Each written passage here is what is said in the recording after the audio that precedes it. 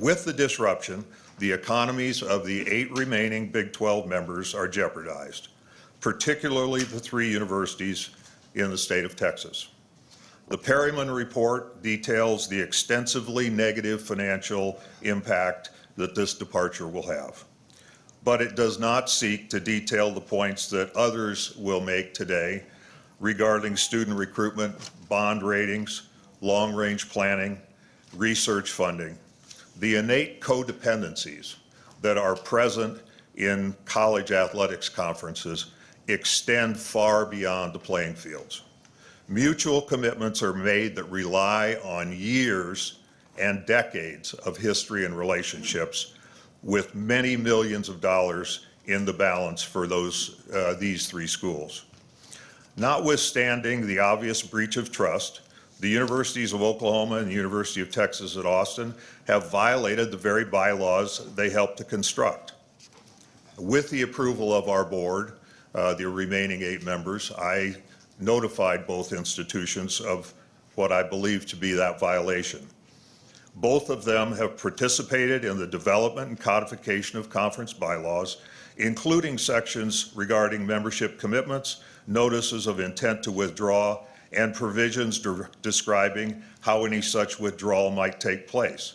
It only remains now to be seen if they will continue to ignore the other agreed upon withdrawal procedures. It is also a matter of record that our media rights are shared among our 10 members. This is an irrevocable grant of rights that was written, edited, and adopted by the then OU and UT general counsels in conjunction with Big 12 counsel. Madam Chair, I know I'm running a little long here, but I beg your indulgence to I'll give you a couple more minutes, but complete my statement. Wind it up.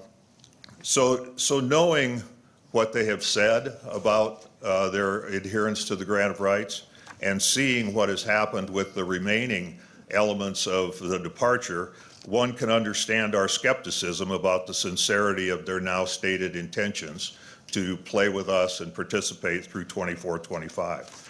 Under the best of circumstances, the transitions of institutions from one conference to another are messy and heartbreaking. They always are, and they always will be. I acknowledge that institutions have every right to envision their future and to act upon those visions. Regrettably and inappropriately, these 2 universities chose to ignore their prior commitments and instead moved ahead to deceive and undermine the institutions to which they pledged their loyalty. Past practice and credible governance documents might logically cause conference members to assume an ongoing participation of these 2 members, or at least to be of the mind that they shouldn't have to guess what the plans of the schools are.